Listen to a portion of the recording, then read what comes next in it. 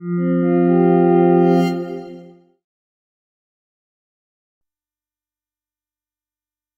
हम देखेंगे criticism of Indological approach कि आखिर हम इंडोलॉजिकल अप्रोच की जो खामियां हैं उनको उजागर करेंगे और देखेंगे कि इन्होंने कहाँ कमियां किया। वैसे इंडोलॉजिकल एस्पेक्ट जो घुरे ने शुरू किया था वो काफ़ी बेहतर था अपने ज़माने के हिसाब से, लेकिन जैसे जैसे वक्त बीतता उसे खामियां नज़र आने लगी। जैसे कि बहुत सारे लोगों ने देखा कि जो इंडोलॉजिकल अप्रोच है वो एक सिर्फ एक बुकिश है, यानी कि ये सिर्फ किताबी ज्ञान पर ही आधारित है। ये लोग स्क्रिप्चर्स पढ़ते हैं, वेदास लेते हैं, फिलॉसफी पढ़ते हैं और उससे एक जनरल आर्गुमेंट निकालते हैं और एक कंक्लूजन के तौर उन्हें पेश करते हैं। एम एन श्रीनिवास ने इसकी आलोचना की है। उन्होंने कहा कि ये सिर्फ एक बुकिश नेचर है।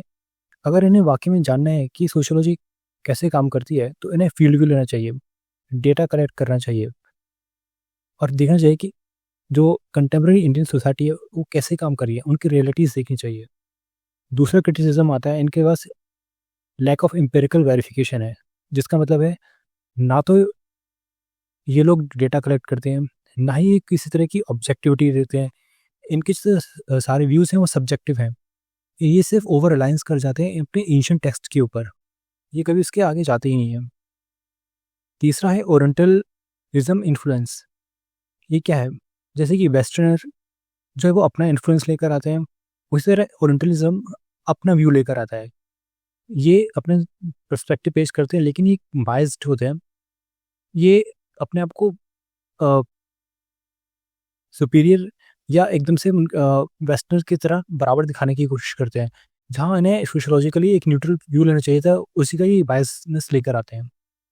उसके बाद आता है स्टैटिक व्यू। स्टैटिक व्यू माने कि इन्होंने कभी बदलाव की तरफ ध्यान नहीं दिया था।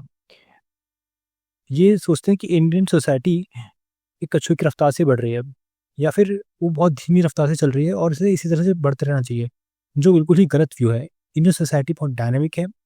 नॉर्थ हो, ईस्ट हो, साउथ हो या वित्तीय ने एक स्टेट के अंदर भी उसके अलग अलग एस्पेक्ट हैं, अलग अलग तरीके से बढ़ रही है, अलग अलग से चलती है। रिलीजन से अफेक्ट करता है, कास्ट उससे अफेक्ट करता है, इंडस्ट्री से अफेक्ट कर दिया। अगला क्रिटिसिज्म है इसका लिमिटेड स्कोप।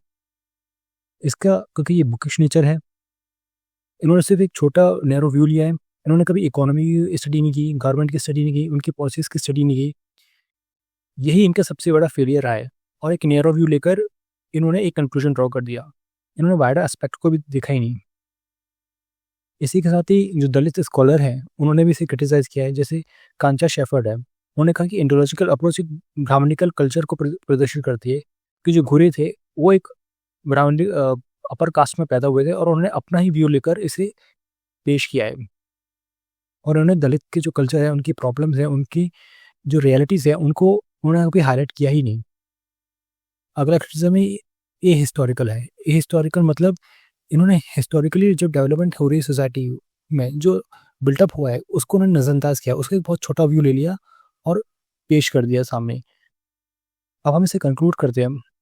कंक्लूजन ये है कि चाहे इसके कितना भी क्रिटिसिज्म किया जाए, लेकिन इंडोलॉजी ने एक बेस प्रदान किया, एक पर्सपेक्टिव दिया भारत के लोगों के लिए, जिससे हम सोशियोलॉजी भारत में इवॉल्व हुई और आगे बढ़ के इसके कई आयाम हमें देखने को मिलते हैं।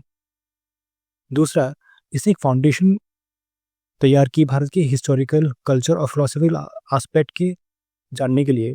उनके फिनोमेना को स्टडी किया, सोशल प्रॉब्लम्स को देखा, फिनोमेना स्टडी की।